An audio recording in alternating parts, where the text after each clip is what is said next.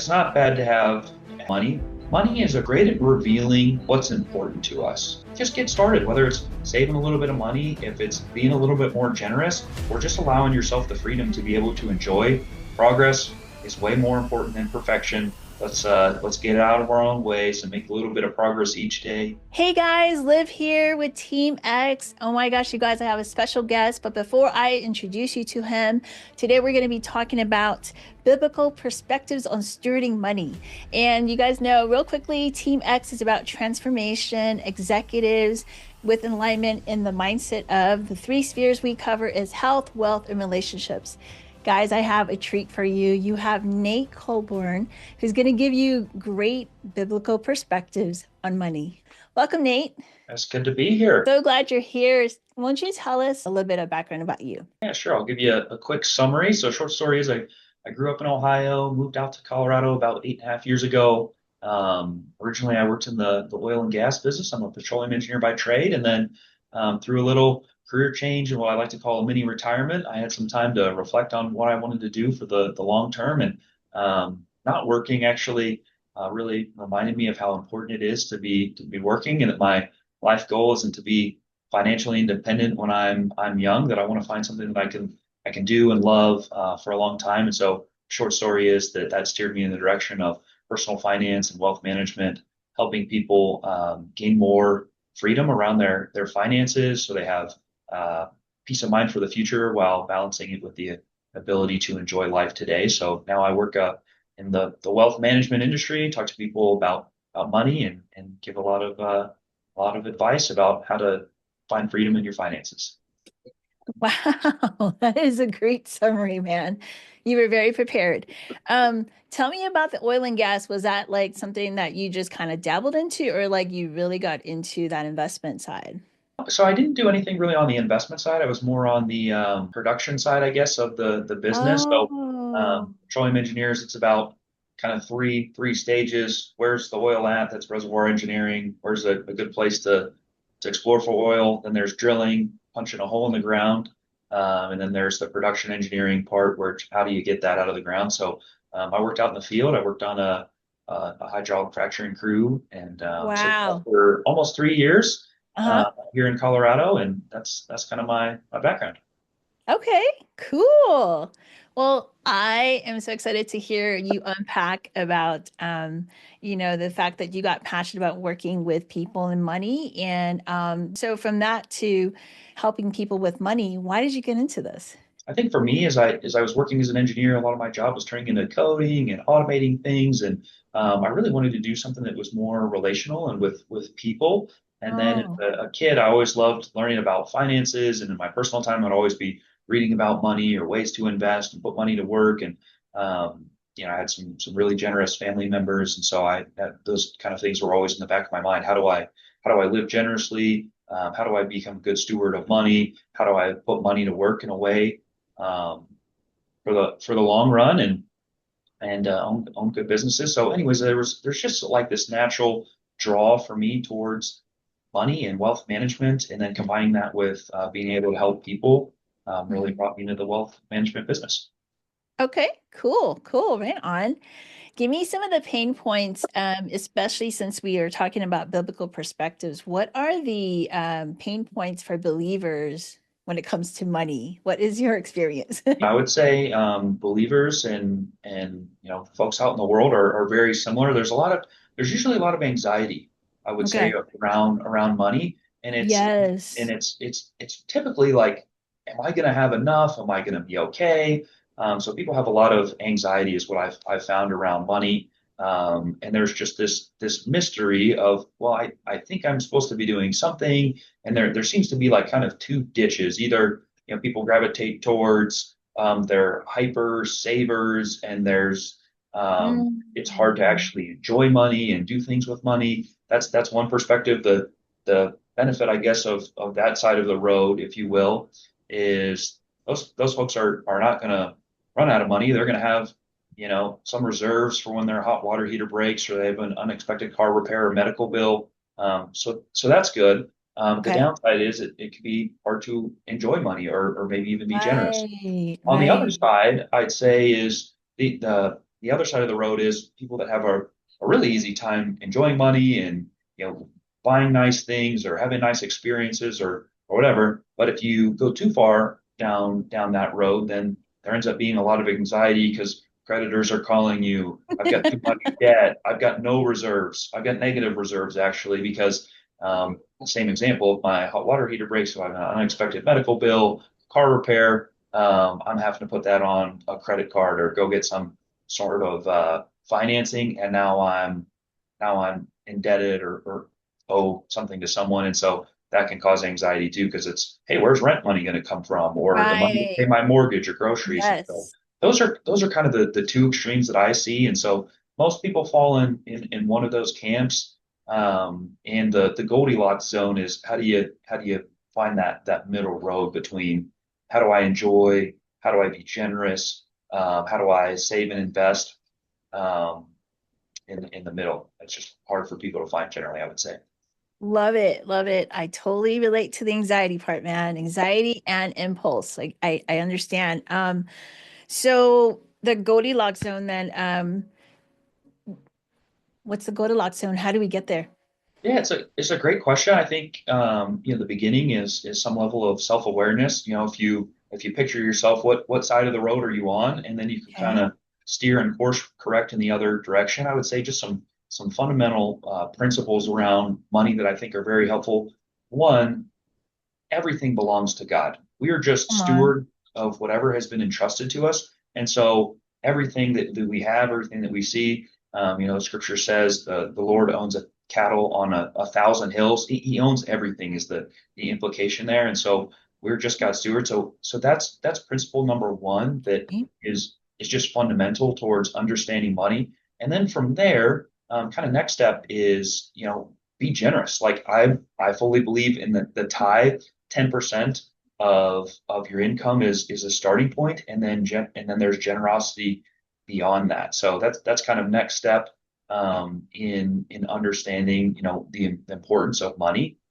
Um, and yeah, so I would say that certainly forms the foundation for me. Everything belongs to God, and then we just get to participate in giving what is already God's, back to Him. Mm, So like that, I think should be first through our local church body, and then above that, should be causes and things that you're passionate about, like caring for the orphan, the widow, the poor, those that are in prison, and furthering the gospel to the ends of the earth ultimately. So that's kind of how I think about giving and generosity. That's kind of the next layer of the foundation, if you will, after knowing that everything belongs to God. okay. So you said everything belongs to God. And just in case we have viewers that are not believers, not someone that has faith, what do they do with this information, Nate?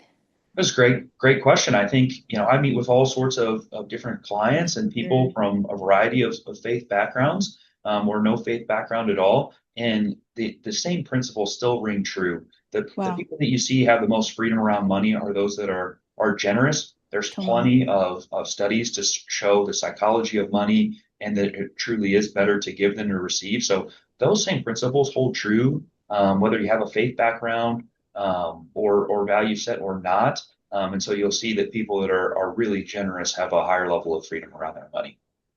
Okay. Wow. Well said. I know that you and I will probably have the same thoughts on this, but I'm so curious. I work with clients to transform their mind about, Hmm. these are executives are making good money already, but no matter how much they make, Nate, it's still not enough. So there's still that lack and scarcity. And I Yep. know a lot of viewers were going through a lot of inflation, economic downturn, downturns and stuff. How do they navigate as still being generous? That's a great question. I think there's just a level of trust and faith in the future for those of us of faith. That's a trust in Yes. God, and Yes. if you're not coming from that background, there's got to be a trust and a belief that things are going to continue to work out in the future, like a level of optimism and belief for the future. We balance that with wisdom. We're prudent, knowing that things break and Mhm. there's unexpected expenses. But I think having a level of optimism for the future is really, really important because it's easy to spiral into, well, what if my next paycheck doesn't come? What if, something Yes. changes in my business? What if our clients stop supporting us or our customers go away? So there has to be this belief that and level of faith and trust in the future that, well, if I take good care of my clients or my customers or whatever business I'm in, that they're going to take care of me as well, and I'll have a reward for that. So I think that's really the beginning of that conversation. Okay, cool. So, the viewers are tuning in and they probably are like sold already. So, okay, give us a little background, your authority. How did you get this authority in the financial arena? How long have you been in this? And yeah, tell us why. I Yeah, mean, great well, you told question. us why. Yeah, go ahead. Yeah, sure. So I've been in the financial planning and wealth management world for about 4.5 years, officially, but I guess I would say there was at least a decade before that where I was constantly reading and studying and Nice.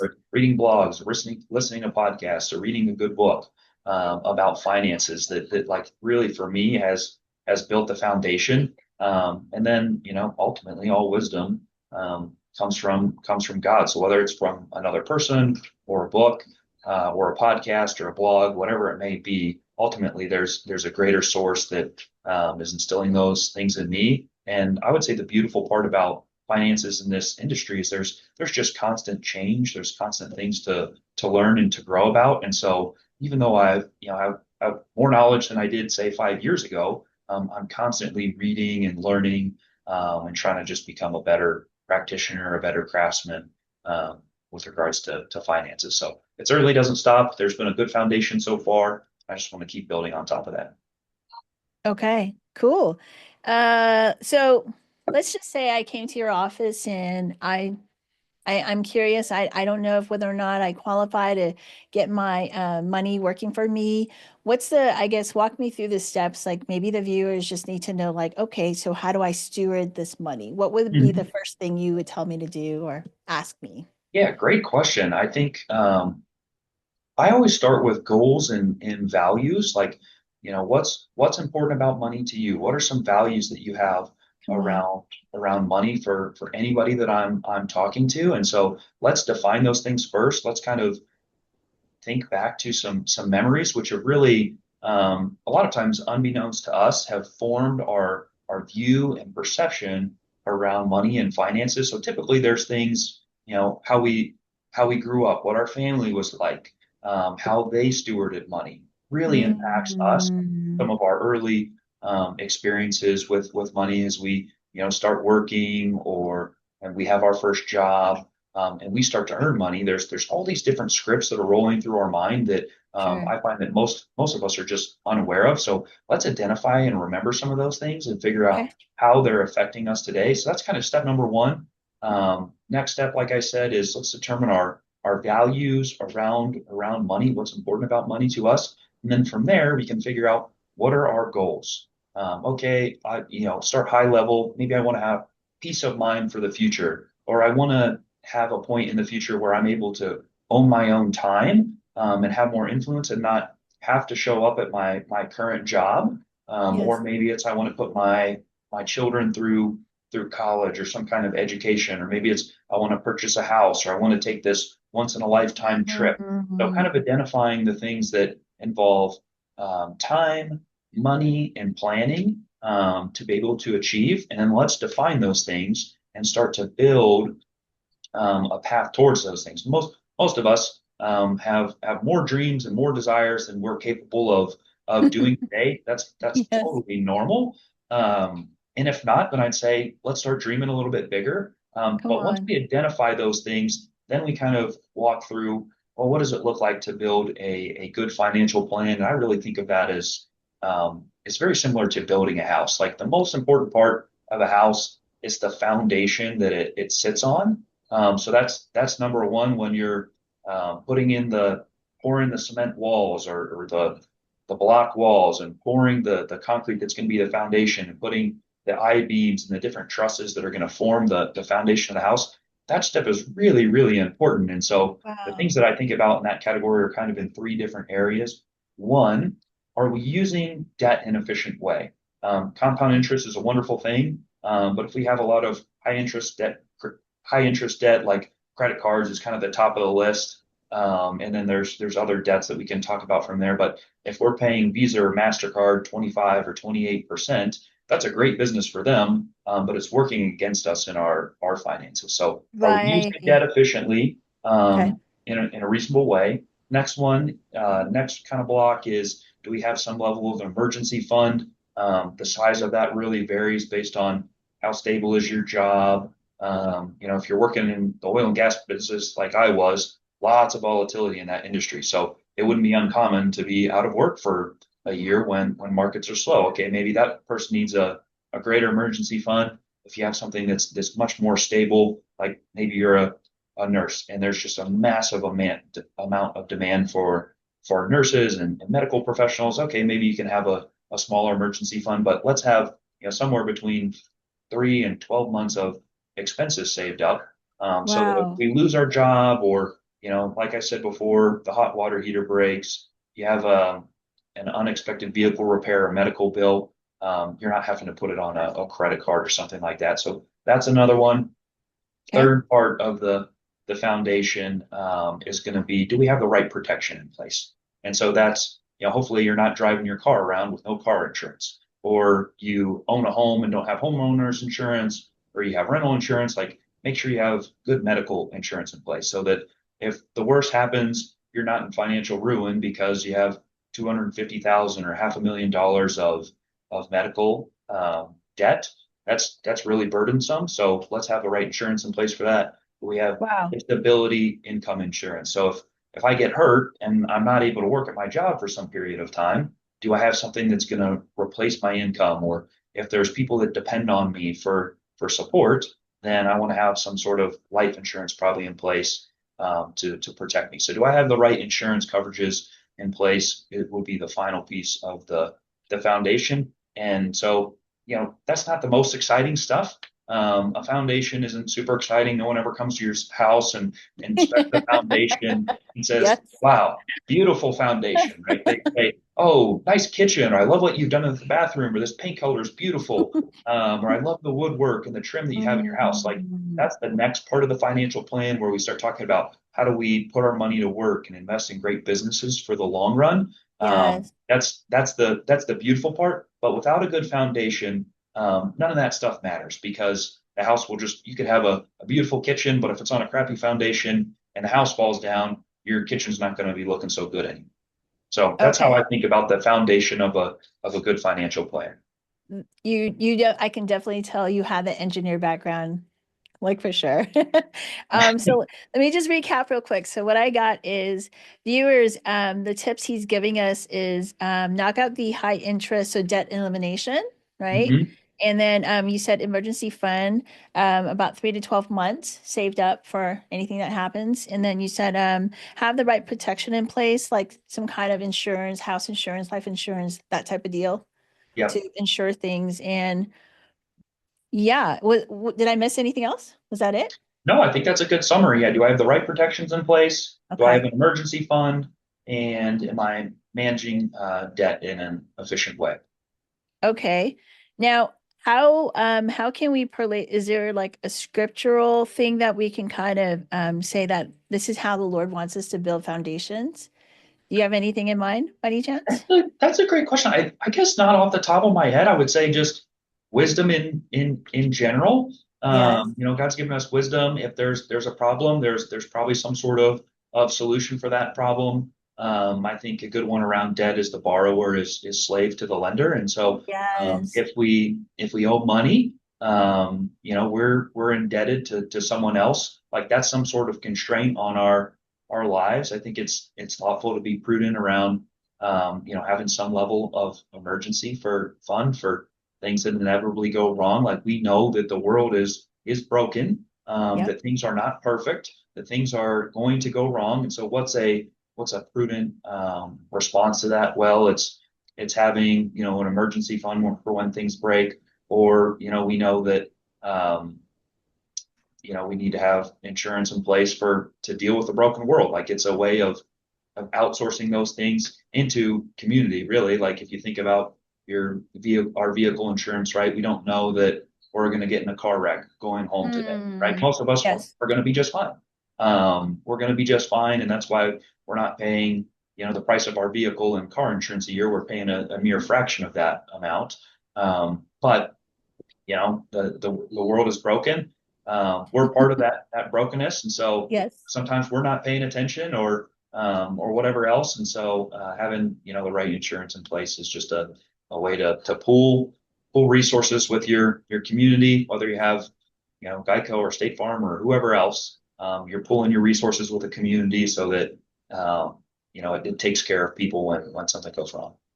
Nice, nice. I think also to go with what you're saying, a wise man will build his house upon the rock. So I feel like these Mhm. are solid things that you're giving us and just wisdom to build upon the foundation of the Lord. This is good. Yeah, Good, it's a Nate. great addition. Great addition. Um, all right, so tell me then, from the work you do, what kind of transformation have you experienced personally and some of your clients? You can just be kind of general so that they don't see they're stuck Sure. Of course. there. Of course. I think the biggest transformations I see is what we talked about at the beginning of this conversation is, they come into a conversation, I come into a conversation with a client and they having, some level of anxiety. And I know that it's my job to help put their anxiety at ease. And so if Yeah. they were here, we want to just decrease their anxiety throughout the conversation. And the Yep. questions tend to be different, but they're all kind of around the same principle. And it's, am I going to be okay? That's ultimately what Mhm. people are asking. Am I going to be okay today? Am I going to be okay in 5 years from now, 10 years from now, 20, 30, 40, run that thing out all the way until, ultimately we go on to glory, if you will. So am I going to be okay? That's what people come into the conversation asking. And so if we're able to set their mind at ease, like for me, that's a win. So I'll give you maybe a couple of examples. Sure.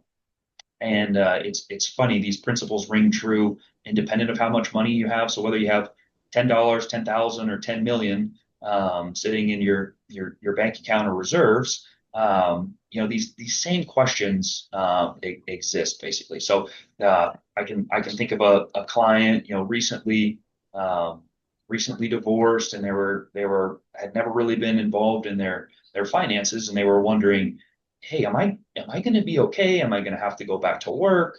I'm in my 70s. We were married for a long Wow. time, and am I going to be okay? Am I going to be okay? And so throughout the conversation, we go through, all right, well, what do you want to achieve? What's important about money to you? Well, it's taking care of my my children and making sure they're Hmm. set up for success. Like that's what I'm thinking about. Is making sure like I have more flexibility of my time. I'm still able to take the trips I want to take and spend my time how I want to. And so as we're able to run through kind of what are the things that are important about money, the other things that came up were I just want things to be simple. Like I Yes. don't want to have things all over the place. I want to simplify my life and make it easier on my heirs when I ultimately pass the baton. So as we were able to go Mm. through some of those things and back it up with the beauty of a financial plan, which is just is a bunch of projections. So it's once we know what's important about money, what are we spending on a monthly basis or throughout the year, and then what do we have to support that level of spending? Then we can put together some projections and say, hey, yes, you're going to be okay, or hey, you're kind of on the borderline. Here's some adjustments that we're going to make. But for this client, we're able to set their mind at ease and say, yeah, Wow. you're going to be okay. You can continue to live your life when you don't have to sell your house and move because of this Wow. change in your life, and you're going to be in good shape. And then, yeah, we'll continue to work with your kids too to help develop these same principles of, we can pull pages out of your playbook that we used and use this individual's hindsight as somebody else's foresight. And so now we get to take the learnings from the parents, transfer those to the kids, so they're on a good trajectory as well. So that'd be one example of setting someone's mind at ease. It's kind of in that I Yes. retirement phase or past their career. And then on the other end of the spectrum, Hmm. there's a lot of younger couples that I'll work with that they've got some sort of retirement plan through their employer, maybe a 403B or a pension plan or a 401k, something like that. And Okay. they know they should be saving money, So they heard somewhere, hey, I've got this 401k. I'm kind of putting money in there, and I'm hoping things will just work out for me someday. And same thing, I've got a couple young kids. We want to be able to help them with some education expenses if they choose to go to school or a trade school or something in the future. Are they going to be on track? And so for them, it's all right, well, let's put together some projections with how much we think that'll cost. Okay, when do you want to own your time and have more flexibility someday? All right, well, we'll put that in our projections as well. And then we can back into what do they need to do today? And for them, they were a little bit behind where they needed to be, but Hmm. it wasn't a big deal because they had so much time in front of them. We're talking about people in their 30s that they've still got decades in front of them, and it's a lot easier to make changes then than it is, when someone says, "Hey, I'd like to own my time 3 years from now." If you're not on track for 3 years from now, there's going to be, more hard conversations, but in those younger years, you can make a few adjustments and be in really good shape. So for them, they came into the conversation and said, "Hey, am I going to be okay? I'm doing these things, but I'm not really sure where I'm going." And through the conversations, it was, "Hey, you're doing great. You've got a great start. Here's a couple things that we can change to ultimately get you to where you want to be." And it lowered their anxiety throughout the course of our conversations. Okay, yes, I'm going to be on track for where I want to go. Wow. Nate, I could tell you are an expert at what you do. I mean, you have a lot to share and it's really, really good. I think the takeaways that I'm getting is you're helping, like you said, the transformation is to ease anxiety. It's like people that want to avoid it, stick their head in the mud, like you're helping them come out of that place and embrace what's going to happen in the future. And you're kind of helping them plan, like, realistically. And yeah, it's like a lot of peace comes through this. Totally, Yeah. totally, totally. Okay.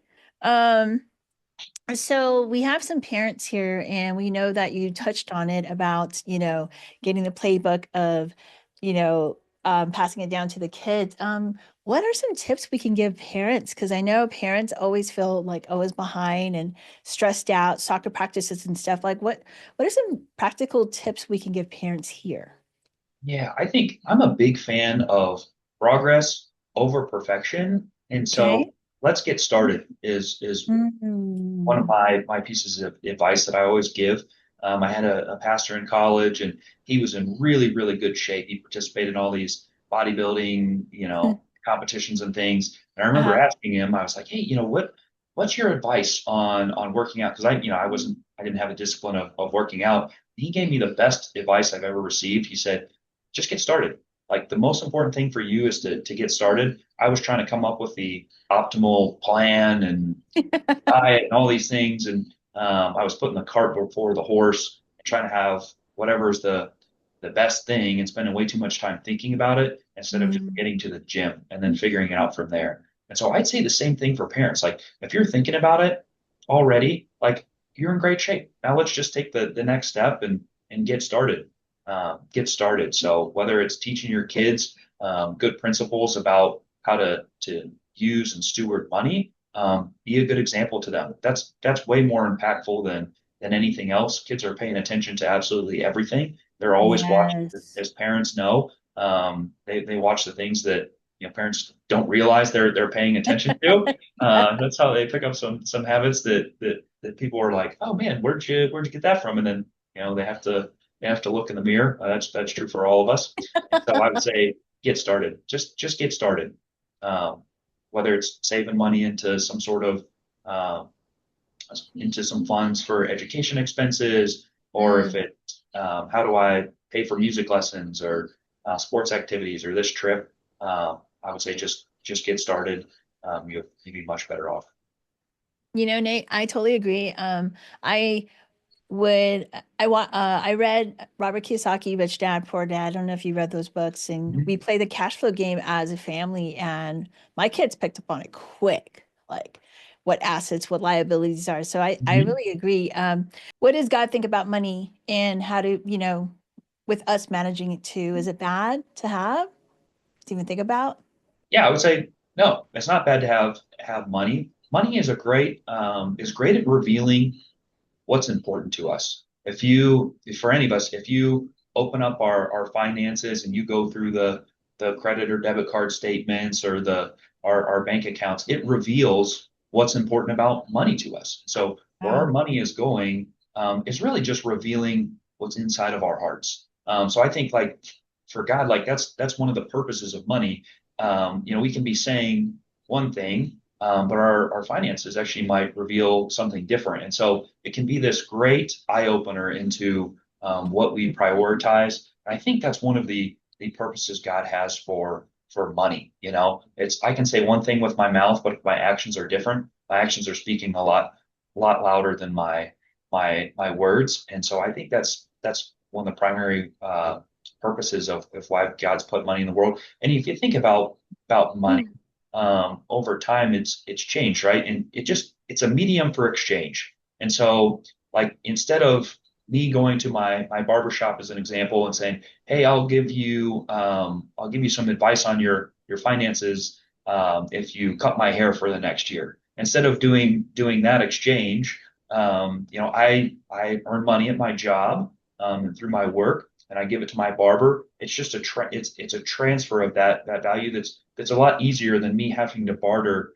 with thousands of people. If you think about Mm. just what I'd have to do when I go to the grocery store when I'm picking out some berries or buying some meat or whatever, and how many times I'd have to barter for all Yes. these different services. And that was just me going to the grocery store last night. Like I got milk, I got cottage cheese, I got some steak, I got some chicken, I got broccoli, I got some ice cream in there, I've got all sorts of different things sitting in my cart, 50 different things sitting inside my shopping cart. And it would have been impossible for me to barter with all those people in the course of 30 Mm. minutes that I was at the grocery store last night. So money just acts as an exchange of some value that we bring to the world Okay. in exchange for someone else's something that they have done that people say is valuable, basically. So that money is just a transfer of those exchanges and a much easier way to do things than if we were to negotiate with 10,000 people. We're sitting here on this Zoom call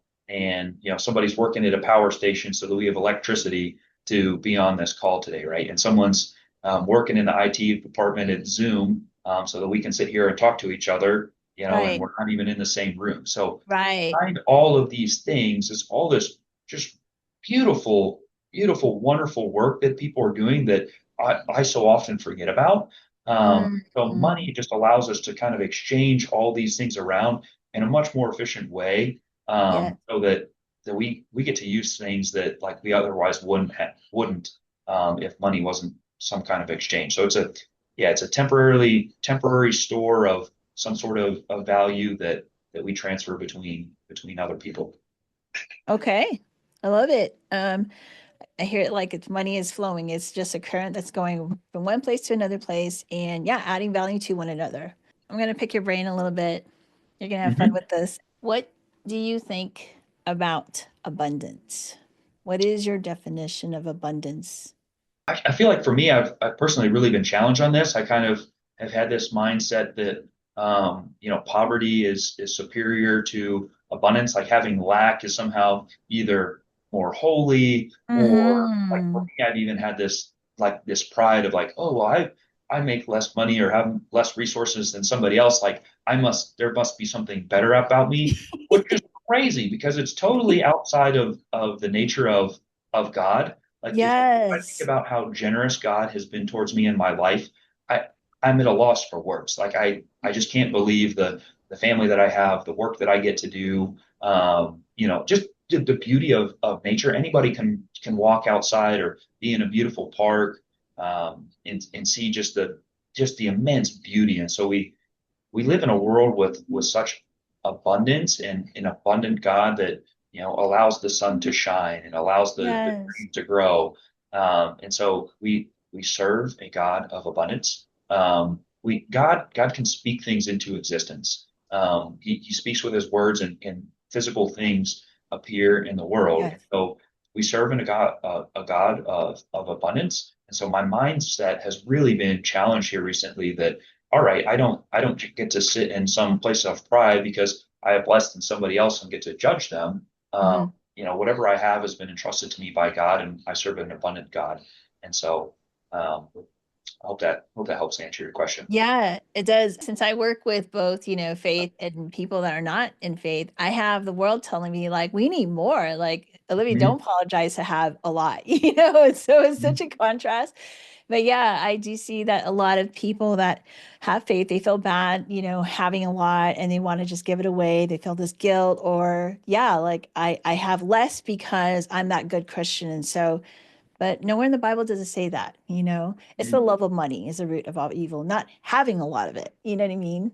Yep. Yeah, that's right. And money can has the opportunity to be a real multiplier is what I've found. Yes. And the same habits that you have today will be the same habits when you have more money.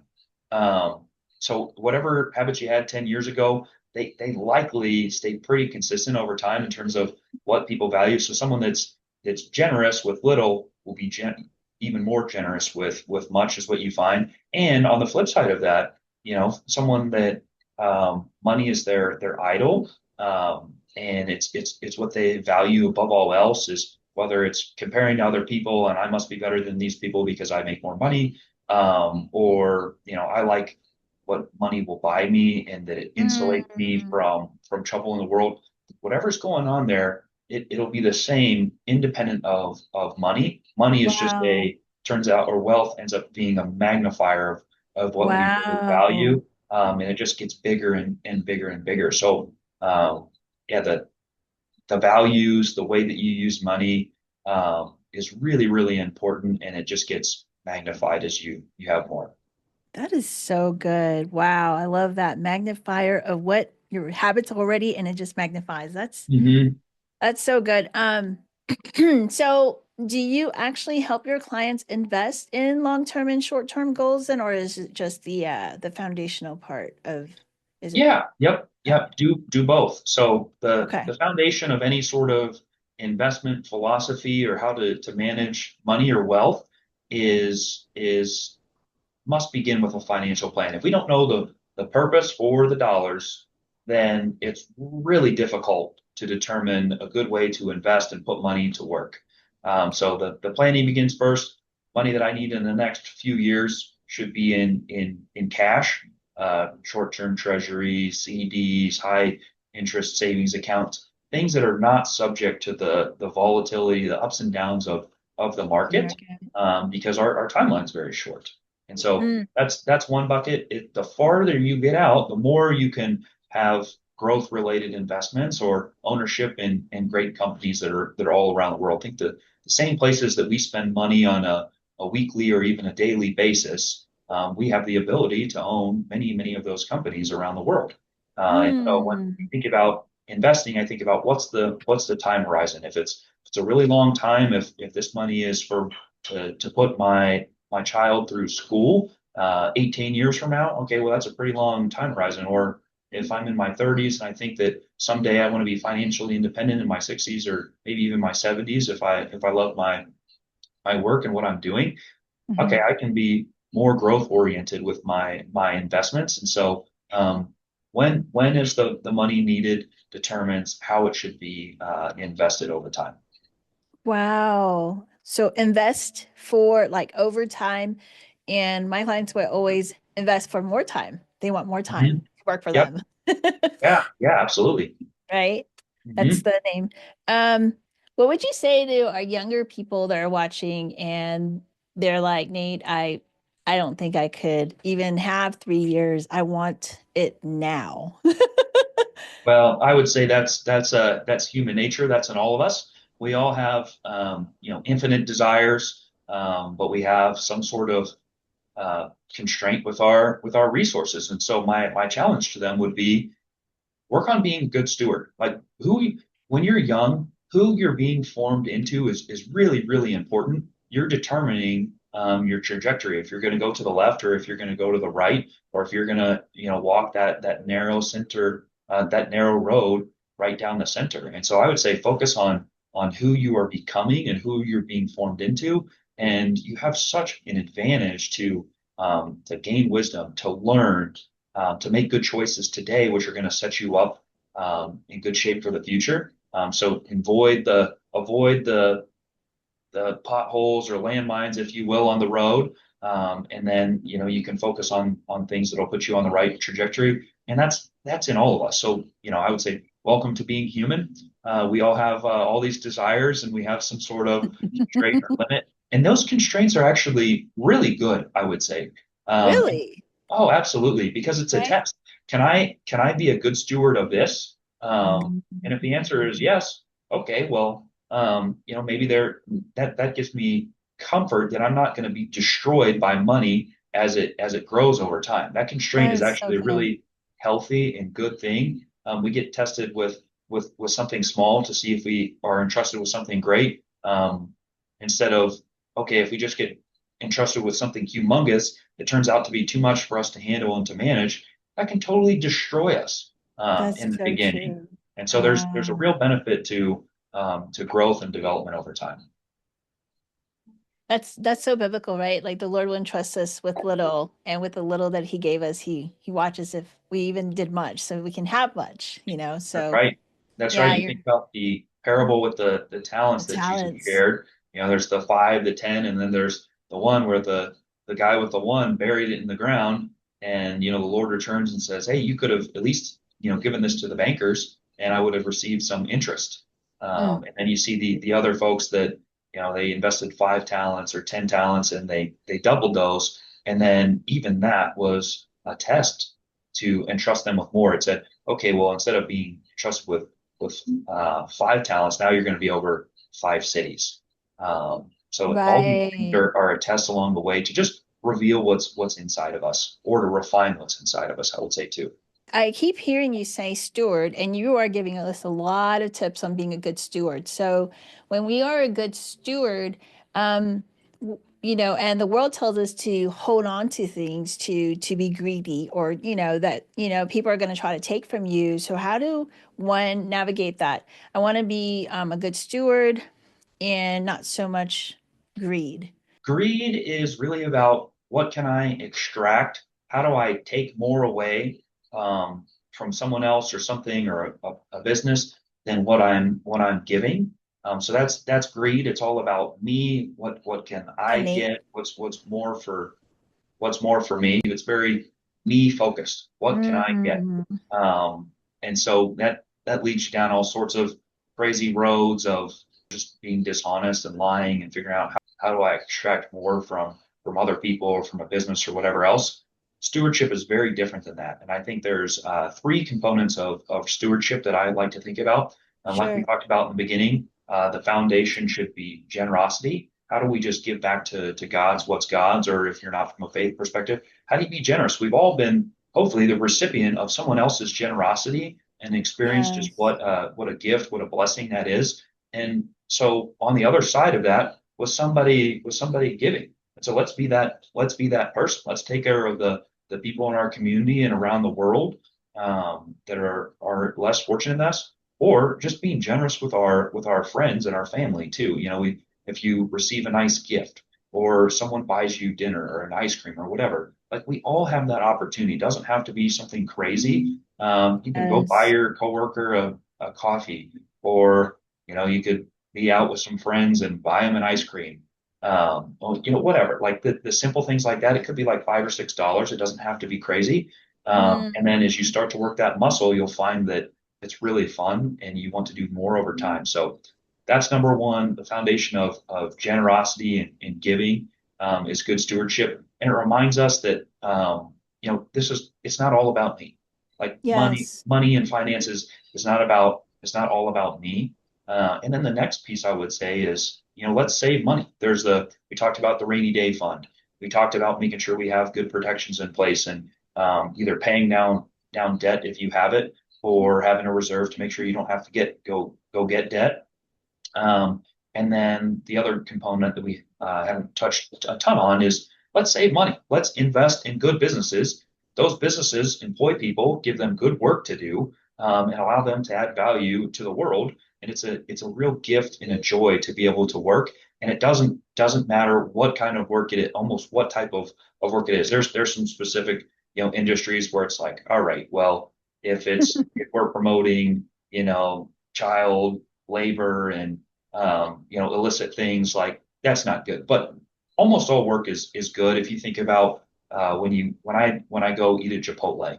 There's somebody that grew the rice. There's somebody else that planted the beans. There's Wow. somebody else raising the chickens that grew the avocados, Wow. that raised the lettuce, and then it went to some processing facility where people sorted things out and pulled out the bad lettuce so it didn't end up in my Chipotle bowl. And there's somebody else that's driving the truck over to, a storage facility. There's somebody working at that storage facility and somebody keeping the power on somewhere so that the food stays cold and doesn't spoil. And then there's somebody in the kitchen that's making the chicken and putting the Hmm. spices and the flavorings together. There's somebody serving up the Chipotle in a bowl. And so almost all work is honoring and glorifying to God and a way to serve other people. And so work and save money, put money into those kind of businesses so they can be a blessing to other people.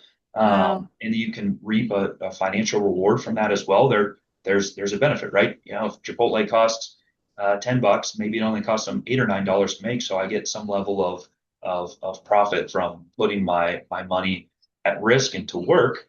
So that's another component is let's save money, let's own good businesses for the future. And then the last piece, which is probably the largest, is let's enjoy. Let's enjoy our money. So let's go to Chipotle and go out to eat. Let's go to a movie.